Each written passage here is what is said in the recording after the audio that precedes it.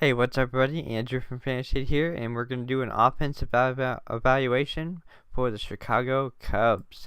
Now, here's my projected lineup. I think Albert Almora Jr. is going to grab the leadoff role.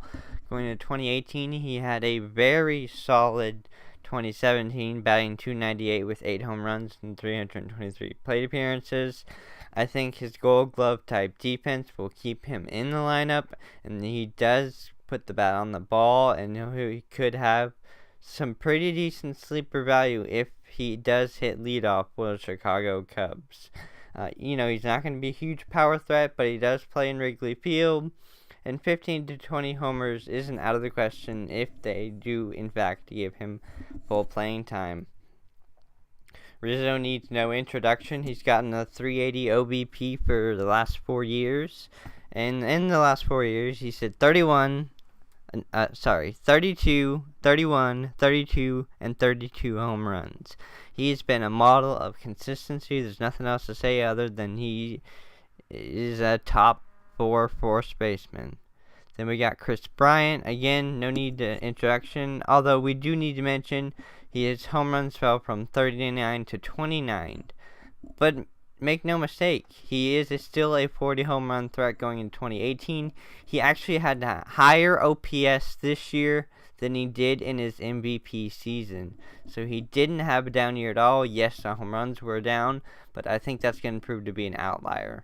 Of course, Willson Contreras was having a great year before injuries hampered him to only 117 games. He hit .276, but he hit 21 bombs, and he's going into his age 26 season in a catcher position that's terrible fantasy-wise. Willson Contreras stands out among them as a top 5 catcher. And then, of course, we got Ian Happ, who came out of nowhere last year to crack a starting spot in the lineup. He had 24 home runs and only 364 at-bats.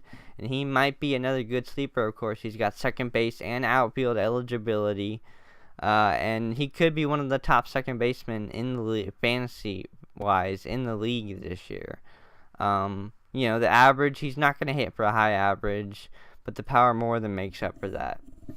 And Javier Baez had a great 2017. He hit 23 home runs and stole 10 bags. I said last year he had 2015 total potential going into the year, and I still think he has 2015 potential going into 2018. Again, is he gonna finally play more than 150 games? We'll see. I believe he played 142 games last year. He got pretty close. Can he crack that 150 games played? It would really help out his stats. Then, of course, you got Jason Heyward, who may have improved from a Cubs point, but that's about it. His stolen bases fell from 11 to 4. He managed to hit 11 home runs. Heyward's not fantasy relevant. It's safe, the upside he showed in Atlanta in 2012 is not coming back. Avoid Heyward going into your drafts. And then finally, Addison Russell. And Russell only was limited to 110 games as he also dealt with injuries. But again, the average was well below 250 again for another year. And shortstop is such a position of strength fantasy-wise. Addison Russell is near the bottom tier. I don't think he's relevant at all in 12-team leagues with the shortstops that are out there. So only in the deeper leagues look for Russell. And then special mention Kyle Schwarber. He's going to be in that lineup somewhere. That is, of course, if he's not traded somewhere. I just don't know what his role is going to be on this team going forward. He hits for low average. Slugging leagues can benefit from him.